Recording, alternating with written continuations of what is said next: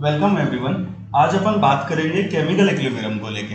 अगर chemical equilibrium की बात करूं तो इससे पहले थोड़ा सा ये समझ लीजिए कि इस चैप्टर में अपन करने वाले क्या है। इस चैप्टर की मैं अगर बेसिक तौर पे बात करूं तो इस चैप्टर में अपन पढ़ेंगे कि कुछ रिएक्शंस ऐसी होती है जिनमें जनरली जो रिएक्टेंट है वो आपका स्टार्ट में प्रोडक्ट में कन्वर्ट होगा और थोड़े टाइम बाद में क्या होता है, प्रोडक्ट अगेन रिएक्टेंट में कन्वर्ट होने लग जाता है। और जब जितना ये फॉरवर्ड रिएक्टेंट कन्वर्ट हो रहा है प्रोडक्ट में, उतना अगर बैकवर्ड प्रोडक्ट कन्वर्ट हो जाए रिएक्टेंट में, तो दिस टाइप ऑफ रिएक्शन अपन बोलेंगे इक्विलिब्रियम रिएक्शन। अगर मैं बात करूं इस दौरान केवल स्टेट में चेंज हो तो इसे फिजिकल इक्विलिब्रियम बोलते हैं। जैसे लाइक दैट H2O लिक्विड है, थोड़ा सा हीट दिया किस में कन्वर्ट हो गया है, H2O गैस में। अगर मैं इसको थोड़ा सा चिल्ड कर देता हूँ, है ना, टेम्परेचर को डिक्रीज करता हूँ, कोल्ड कर देता हूँ, तो ये अगेन किस में कन्वर्ट हो गया, लिक्विड में। तो दिस टाइप ऑफ रिएक्शन जहाँ केवल स्टेट में चेंज हो वहां अपन बोलेंगे फिजिकल इक्विलिब्रियम। यहाँ कैसा इक्विलिब्रियम हो गया आपका, फिजिकल इक्विलिब्रियम हो गया। अगर मैं इसमें थोड़ा सा और समझना चाहूँ डिटेल में कि फिजिकल इक्विलिब्रियम की क्या कहानी है, तो फिजिकल इक्विलिब्रियम में आपके क्या होगा, केवल वो केवल स्टेट में चेंज होगा। जैसे मैं ले लेता हूँ NaCl सॉलिड स्टेट, ठीक है। अगर मैं इसको थोड़ा सा हीट करता हूँ तो ये कन्वर्ट हो जाता है NaCl किसमें, या मैं इसको थोड़ा सा हाइड्रोलाइसिस करा देता हूँ तो NaCl एक्वस वाला हो गया है। यहाँ देखो सॉलिड है, यहाँ एक्वस स्टेट है, तो यहाँ केवल किसमें चेंज हुआ, स्टेट में चेंज। जब स्टेट में चेंज होता है तो इस टाइप के इक्विलिब्रियम को अपन बोलते हैं फिजिकल इक्विलिब्रियम। ओके। अगर मैं बात करूं यहाँ पे थोड़ा सा अदर प्रॉपर्टीज की, तो लाइक दैट जैसे मान लीजिए यहाँ पे चेंजेस अपन देखने को मिले इस टाइप के। यहाँ पे जैसे कुछ इस तरीके से अपन देखेंगे, इधर थोड़ा सा देखेंगे अपन केमिकल इक्विलिब्रियम के कुछ एग्जांपल्स वगैरह। जैसे केमिकल इक्विलिब्रियम की बात करूं मैं, लाइक दैट जैसे आपने एक एग्जांपल लिया H2 प्लस I2, दोनों आपके गैसेज स्टेट में और ये फाइनली कन्वर्ट हो गए HI में।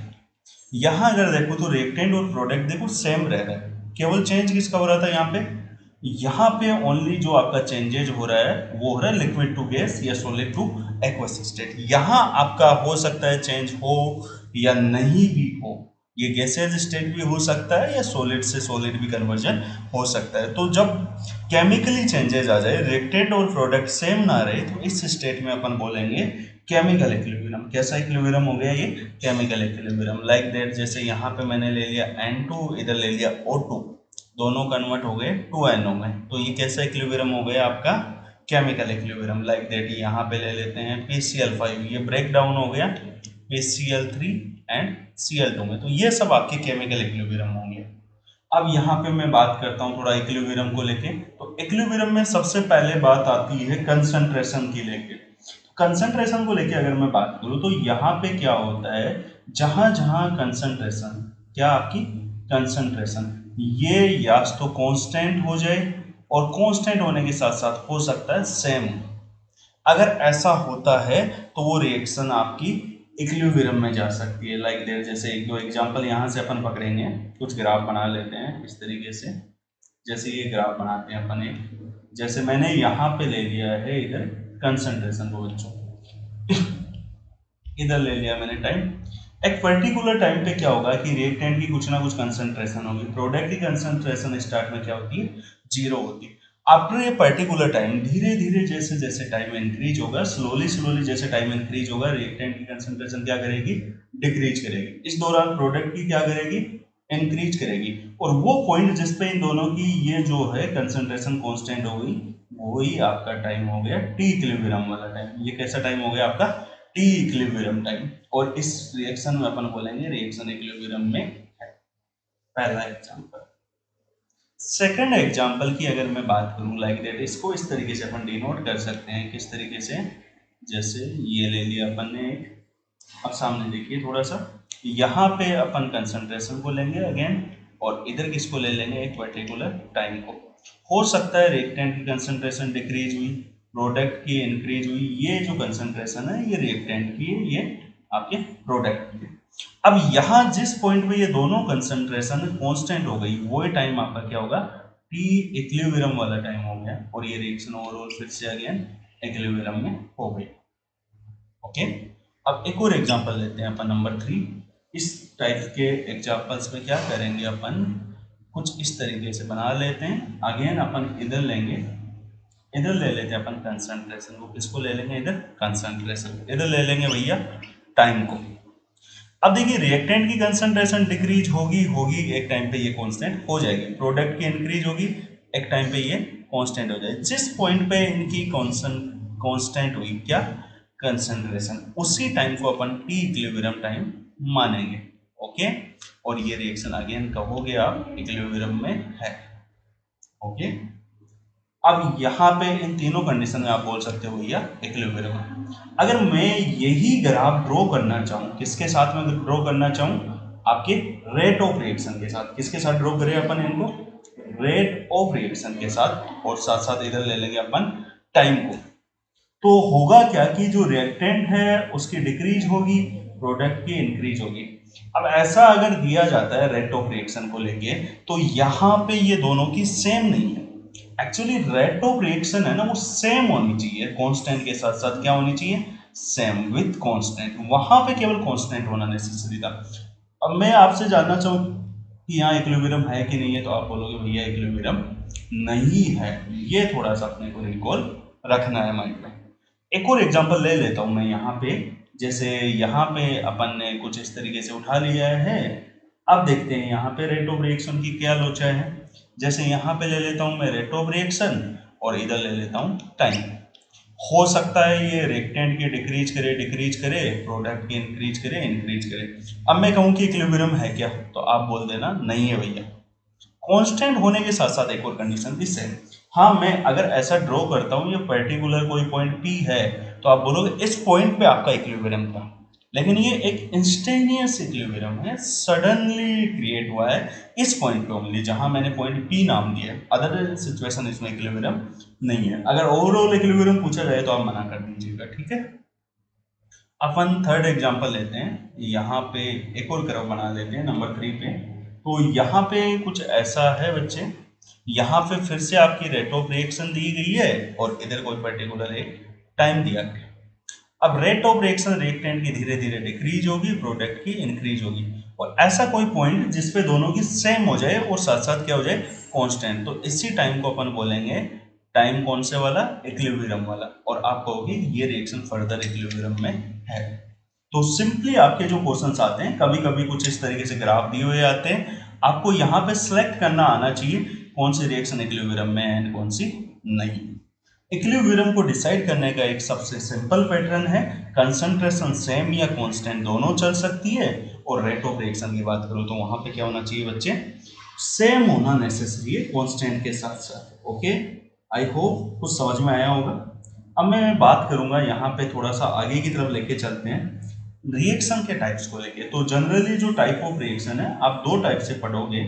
जैसे टाइप ऑफ रिएक्शन की मैं बात कर लूँ तो टाइप ऑफ रिएक्शन आपको दो टाइप से फर्दर देखने को मिलेगी। एक रिएक्शन होती है आपकी कौन से वाली, एक रिएक्शन जो आपने पढ़ी है वो थी इरिवर्सिबल रिएक्शन। कैसी होती है, इरिवर्सिबल। इट्स मीन्स यहाँ पे क्या होगा, इरिवर्सिबल रिएक्शन, और एक आपकी कौन सी होती है, रिवर्सिबल रिएक्शन। कौन सी हो गई बच्चे आपकी, रिवर्सिबल रिएक्शन। रिवर्सिबल और इरिवर्सिबल समझिए जरा।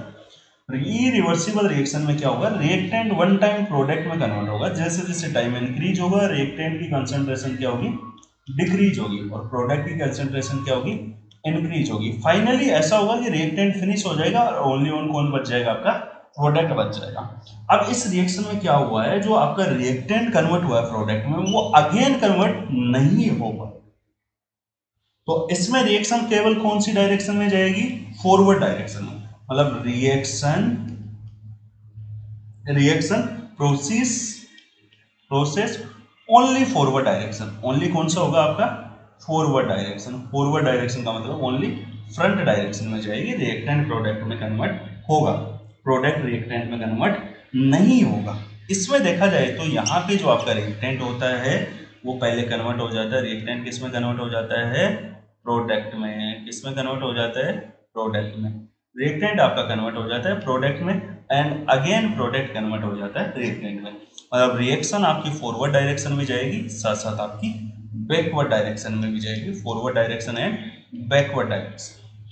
अगर मैं बात करता हूं यहाँ पे, तो ये जो रिएक्शंस होती है आपकी कौन से वाली, आपकी जो इरिवर्सिबल रिएक्शन है, इसकी अगर मैं सिंपल वे में बात करूं, यहाँ पे इसकी सिंपल वे में अगर मैं बात करूं, तो आपकी जो रिएक्शन है ना, इसमें कंप्लीटली जनरली ये जो रिएक्टेंट है ना, वो प्रोडक्ट में पूरी तरीके से कन्वर्ट हो जाता है, कंप्लीटली कन्वर्ट हो जाता है ऑलमोस्ट देखा जाए तो। मतलब ये है ना, जो है वो फिनिश हो जाएगा और ये कंप्लीटली आपको क्या मिलेगा, प्रोडक्ट। इस रिएक्शन में क्या होगा, इनिशियली रिएक्टेंट की कंसंट्रेशन हाई होगी, प्रोडक्ट की हो सकता है कुछ गिवन हो या जीरो भी हो सकती है, धीरे धीरे इसकी कंसंट्रेशन डिक्रीज होगी और इसकी कंसंट्रेशन क्या होगी, इंक्रीज होगी। लेकिन एक लिमिट के बाद अगेन आपका रिएक्टेंट किसमें कन्वर्ट होने लग जाता है, जैसे प्रोडक्ट कन्वर्ट होने लग जाता है किसमें, रिएक्टेंट में। तो ये फिनोमेना होगा आपकी रिवर्सिबल।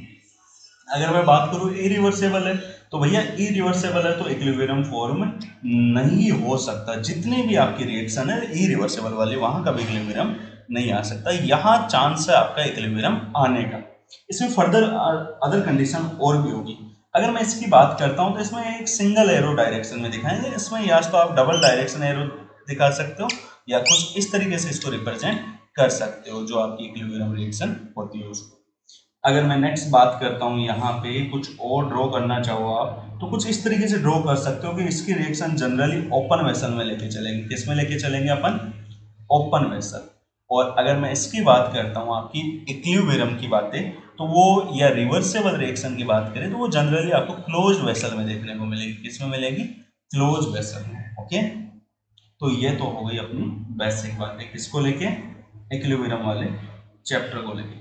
अब मैं बात करता हूँ भैया कि आपके यहाँ पे कौन कौन सी आपकी रिवर्सेबल है, कौन सी इरिवर्सेबल हो सकती है। बिल्कुल आसान सी कहानी है, ज़्यादा कुछ खास इसमें है नहीं।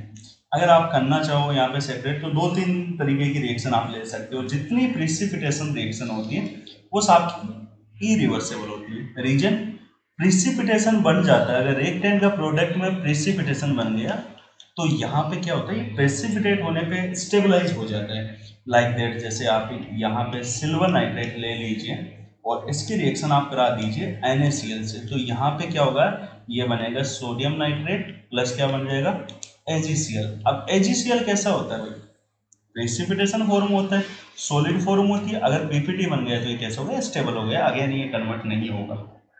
जैसे मैं अलग रिएक्शंस लेना चाहूँ, कुछ और भी न्यूट्रलाइजेशन रिएक्शन होती है, जैसे मान लो स्ट्रॉन्ग एसिड है, स्ट्रॉन्ग बेस है, तो इनकी रिएक्शन हो गई। मान लो यहाँ पे कौन बन गया, NaCl प्लस क्या बन गया, वाटर। तो इस टाइप की जो रिएक्शन है आपकी, वो कैसी रिएक्शन हो जाएगी, आपकी स्टेबल रिएक्शन है। और जितनी भी स्टेबल रिएक्शन होती है जनरली उसमें रिएक्टेंट प्रोडक्ट में कन्वर्ट हो जाता है, प्रोडक्ट रिएक्टेंट में कन्वर्ट रिवर्स नहीं होता है। लाइक दैट, जैसे यहाँ पे KCl थ्रो का आप इलेक्ट्रोलाइसिस करा दो या ब्रेक डाउन करा दो, हीट देके ये कन्वर्ट हो रहा था 2KCl एंड O2 में, है ना।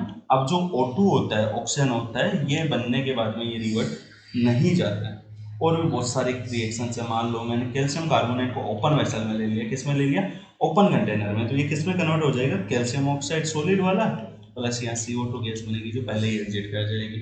बहुत सारी रिएक्शन है जो ओपन वेसल में दी जाती है, वो आप सारी की सारी इरिवर्सिबल रिएक्शन बता सकते हो। अगर मैं इसकी बात करता हूँ रिवर्सिबल रिएक्शन की, ये कई तरीके से देखी गई। रिवर्सिबल रिएक्शन कौन कौन सी आपकी, जैसे पहली रिएक्शन आती है बेटा होमोजेनस टाइप की। कैसी आती है ये, होमोजीनस।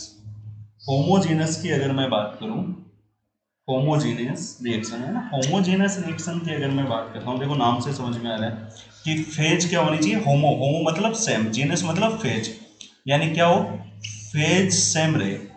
फेज का मतलब लिया जाता है यहाँ पे इनकी स्टेट को लेके। जैसे मान लो कोई रिएक्शन है गैस फेज में हो रही है, किस में हो रही है, गैस फेज में, तो गैस ही होना चाहिए आपका रिएक्टेंट, गैस ही होना चाहिए product. Like that N2 plus O2 both are gas convert in 2NO gas. तो ये कैसी हो गई आपकी गैस फेज रिएक्शन। ओके, एक और एग्जांपल ले लेते हैं यहाँ पे, जैसे थोड़ा सा एग्जांपल उठाते हैं और आगे एग्जांपल ले लेते हैं अपन। यहाँ पे मैंने ले लिया जैसे आपका लिक्विड फेज, जैसे आपको पता है कि एसिटिक एसिड होता है CH3COH, इसकी रिएक्शन करा दीजिए आप C2H5OH से, तो मैं इसको ऐसा लिख दूँ C2H5। अब देखिए यहाँ पे क्या होगा कि आपको नजर आ रहा है कि यहाँ से OH है, यहाँ से क्या है H, सबसे पहले यहाँ से क्या रिमूव होगा, H2O। जैसे ही H2O रिमूव होगा तो यहाँ बचा क्या है, आपके पास इधर बचा है CH3 COC2H5।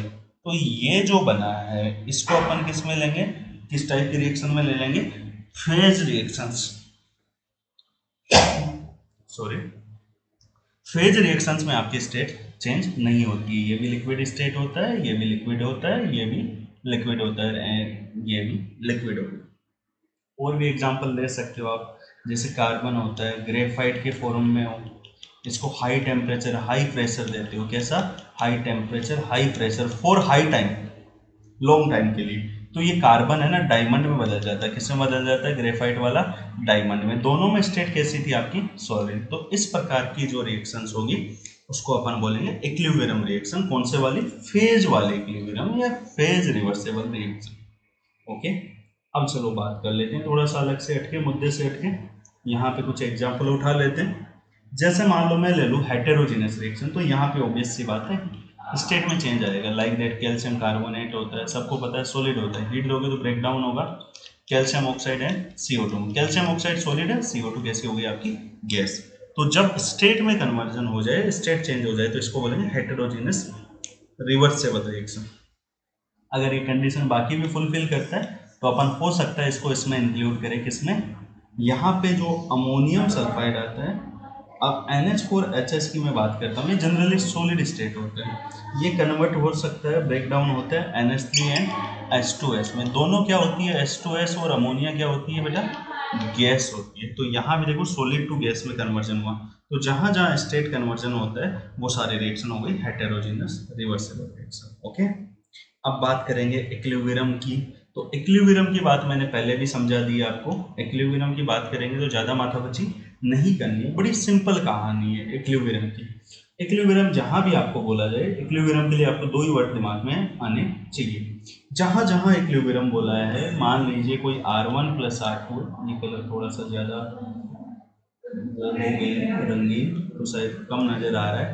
R1 + R2 करके दो रिएक्टेंट दे दिए, मान लो ये प्रोडक्ट में कन्वर्ट हो गया P1 + P2, और ये अगेन कन्वर्ट हो R1 एंड R2 में। तो इस प्रकार की रिएक्शन अपनी क्या हो सकती है, रिवर्सेबल टाइप की जो रिएक्शन वो इक्विलिब्रियम में जा सकती है। स्टार्ट में क्या होगा, केवल रिएक्टेंट हो गया आपके, इनिशियली रिएक्टेंट होते हैं, धीरे धीरे ये क्या होता है, एज सुन जैसे जैसे टाइम आगे बढ़ता है रिएक्टेंट कन्वर्ट होता जाता है, किसमें, प्रोडक्ट में।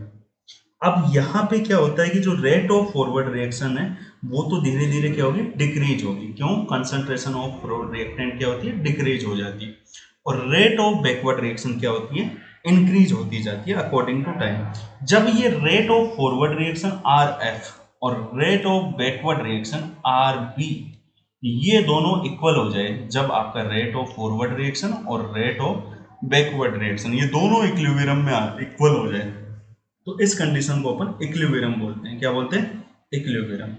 ठीक है, अब यहाँ पे चाहे आपका रिएक्टेंट ले लो चाहे प्रोडक्ट ले लो, दोनों की कंसंट्रेशन क्या चलती है, इक्वल चलती है। ठीक है, अब बातें करते हैं, कुछ क्वेश्चंस देखते हैं। जैसे यहाँ पे सबसे सिंपल क्वेश्चंस आते हैं, कैसे आते हैं, सबसे पहले मैं बात कर लेता हूँ यहाँ पे, जैसे कुछ ग्राफ वगैरह के क्वेश्चंस आते हैं, सिंपल क्वेश्चंस जिनकी अपन प्रैक्टिस कर लेते हैं यहाँ पे।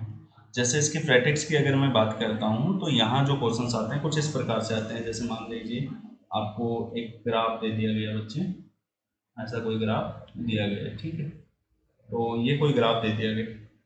अब इसमें ये कोई पॉइंट A है और ये कोई पॉइंट आपको C दिया है और दूसरा कोई पॉइंट B दे दिया। इधर आपसे बोला है कंसंट्रेशन, क्या बोला है, कंसंट्रेशन, और इधर दिया है टाइम। अब आपसे रिएक्शन में जानना चाह रहा है कौन सा ऑप्शन हो सकता है।